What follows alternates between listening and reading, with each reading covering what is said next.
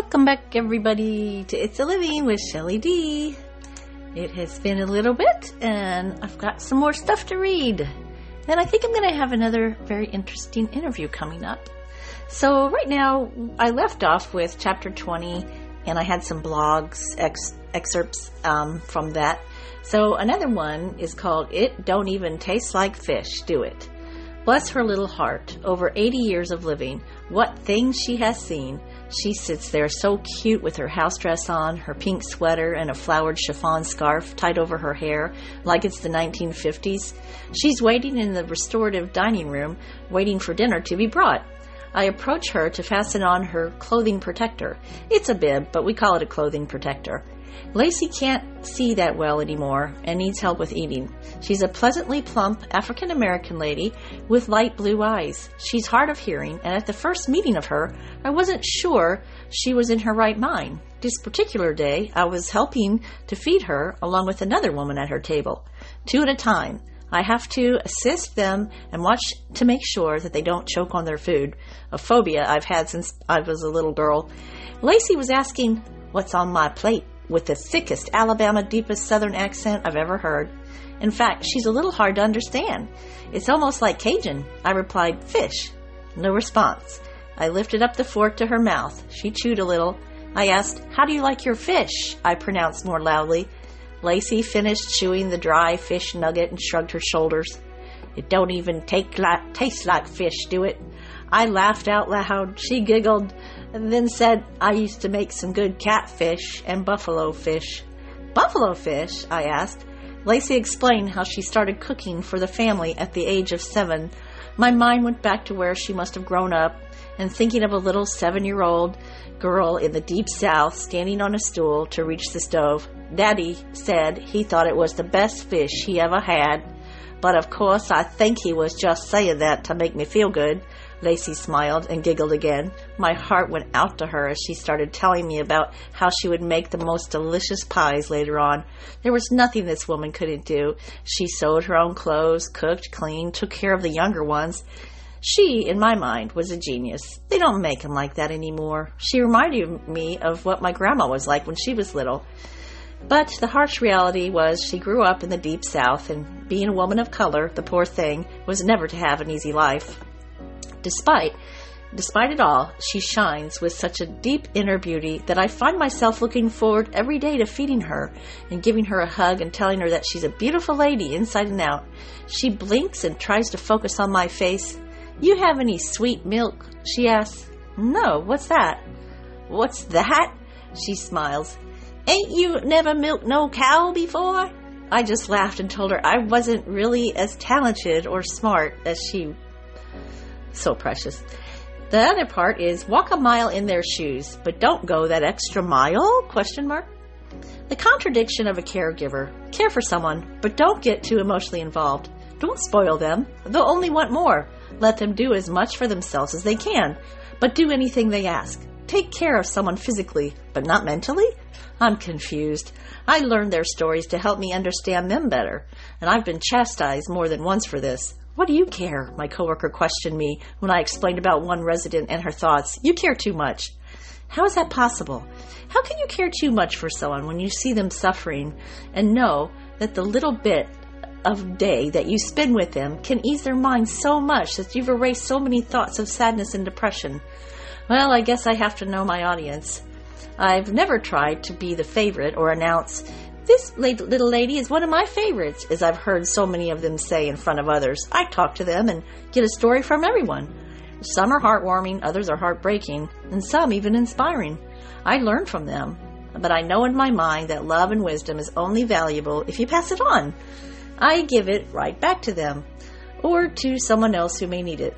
Yesterday, the social worker called me into the office to give a statement based on a resident's complaint.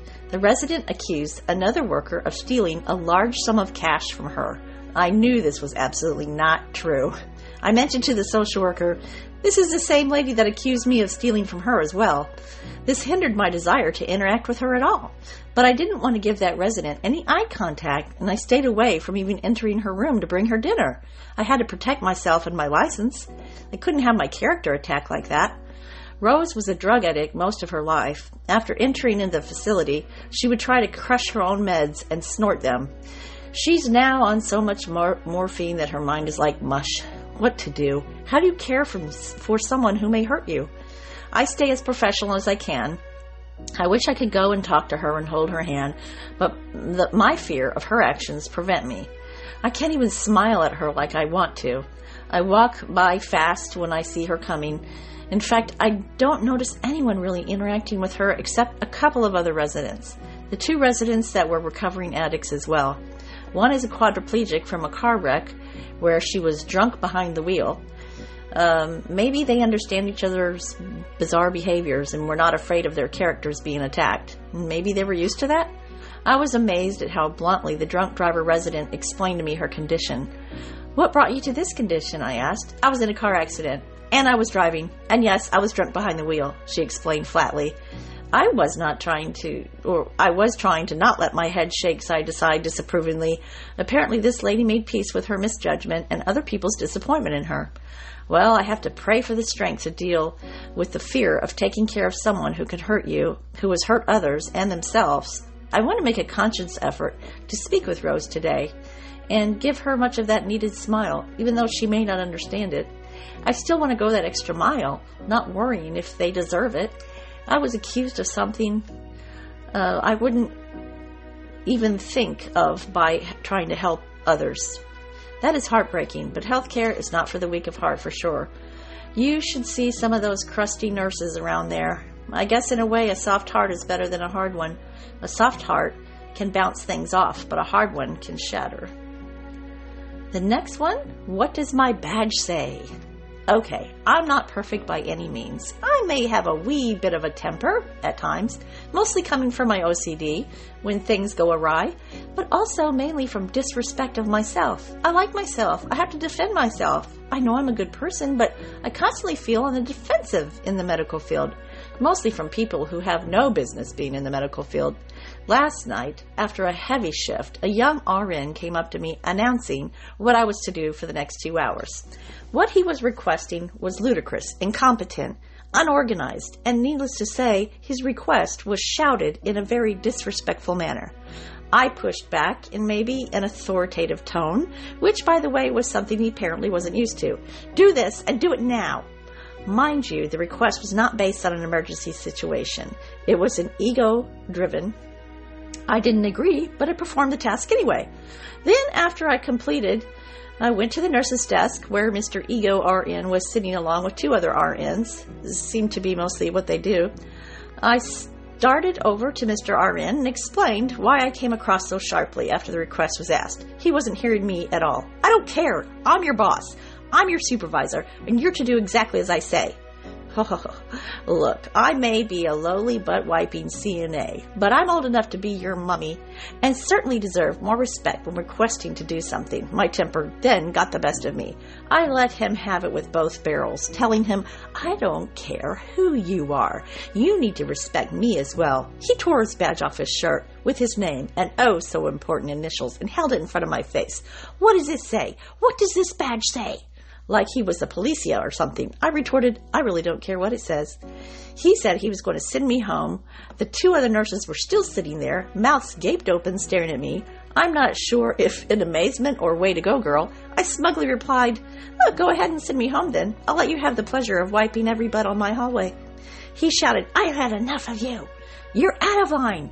I turned in confusion to the other nurses. It's ridiculous. I'm out of line? They didn't move. And then one turned to me and said, I'm sorry to say, you are. I get it. Nice to know. Management sticks together.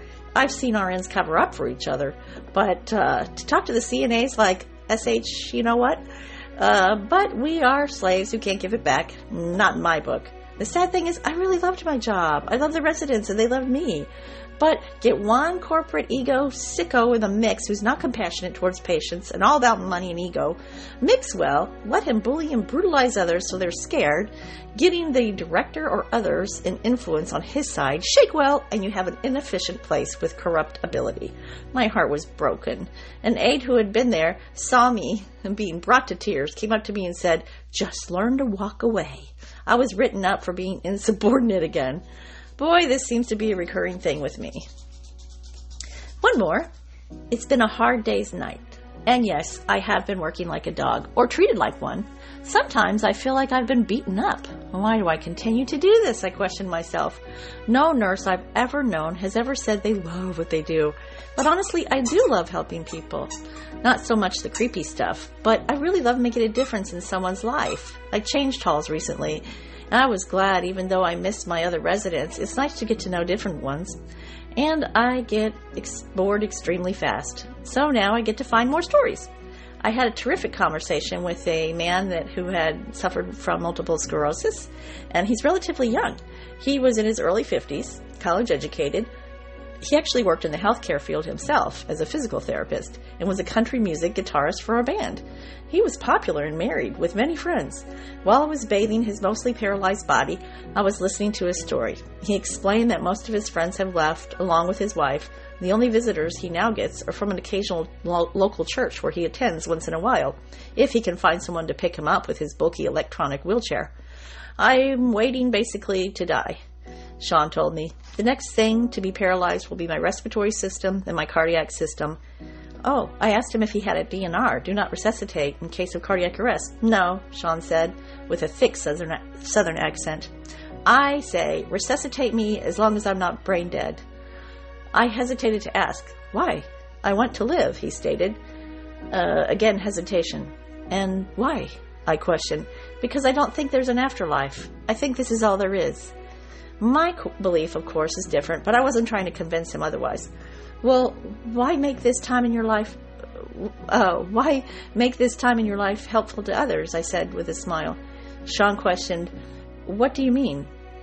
How about public speaking, talking to others about MS and how you've handled it, and how to explain how important it is to have support with it? I don't have the breath, Sean rebutted. Wear a microphone. Who would I talk to? Sean answered. Families dealing with MS and people that are diagnosed with it. You could really inspire people on how to keep a positive attitude. He stared at me with a puzzled look.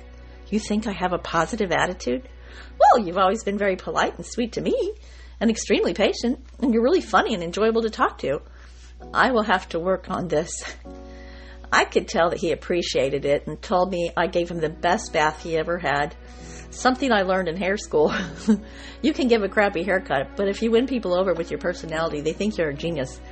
Sean tried to clear his throat. I was watching him struggle. Come on, use your throat muscles, I said. I don't have the strength, he winced. I gently placed my fingers on his throat and started massaging the sides. What are you doing? I'm loosening the mucus for you. Then he swallowed. Wow, you're the genius, he smiled broadly. I kept telling people that, but it takes one to know one. We both laughed. My beautiful moment was cut short when the other dried up, burnout aide came busting in. You need to hurry up. You spent way too much time in this patient's room. You'll get us way behind. Blah, blah, blah, blah. Sean and I looked at each other and rolled our eyes. She doesn't do much better herself, Sean said. Oh, how hard it'd been to look at suffering as a blessing. You do find what you're made of. You do find out who truly cares about you, and sometimes you are able to really inspire people. I really love being around that. Of course, most people think I'm crazy. I couldn't care less what other people think. I'm learning to embrace everything I've been through and where I am now. Well, that is the end of the blog excerpts. The end of the chapter 20 was the reason I named this chapter Death Becomes Her is because of another resident I met there. Michael. He was exactly my age and brought there to die. Dying again from his life's choices. He had bladder cancer but had lived a life of drugs and abuse to his body. I liked him. He was a smart-mouthed African-American man who liked to do things his way, but I liked him. He went downhill pretty fast, and when he started seeing people in his room, invisible to us, I knew it wouldn't be long. The minute they start seeing visitors is when I know they're going to leave us soon. One night, they called a hospice worker to come sit with him. I was so glad because I was so busy, and as much as I wanted to spend time with him, holding his hand, I just couldn't. I was blessed, though, that moments before his passing, I did get to enter his room, wiped his brow with a cool cloth, and had another aide help me reposition him. He couldn't swallow, so I swabbed his mouth out with small wet sponge, moistened his lips, and I saw a small tear fall from his eye. The hospice aide said, she was so sweet, And she leaned over and said, "It's okay, Michael. Jesus is waiting for you." That was the absolute first time I ever heard anyone in the healthcare field speak spiritually to a resident. I wouldn't have had the nerve to give him permission to pass, but I'm so glad she said that. Right after that, she said that, he looked at me and mouthed, "Thank you." I was full of love and peace and put my hand on his head, and he passed very peacefully. I couldn't believe I got to witness that. It was actually very beautiful. I really felt energized. We opened the window, an old wives' tale when a person passes, to allow the spirit to leave, and started to clean him up. Just then his daughter came running in. "Daddy!" she screamed. I didn't know what to say. The nurses told me just leave her alone. She hugged him and was crying and wouldn't leave his side the rest of my shift. I wish I could have explained how beautiful and peaceful it was and how he wanted to go for some time, but I truly believed she kept telling him to stay around. I don't blame her, but I know she was mourning her loss. But at that moment I realized death can be celebrated when you have time to say goodbye. I felt so blessed that I was able to be one of the last voices Michael heard and the last person to touch him in this world. It felt so profound. Well, I'm so glad I was able to share that. Next time I'll read the chapter 21. You know, when I reread this, I say, wow, I was happy sometimes back then, and I was feeling confident, but, you know, along the ebbs and flows, you kind of lose it sometimes, and definitely had gone down to the bottom again after all this stuff and went back up. So, you know, that's life, you know. You start feeling on top of the world, and then it's pulled out from under you. So, but, you know, you just keep going. So anyway, well, thanks for listening, and we will see you next time. Bye. Have a great life.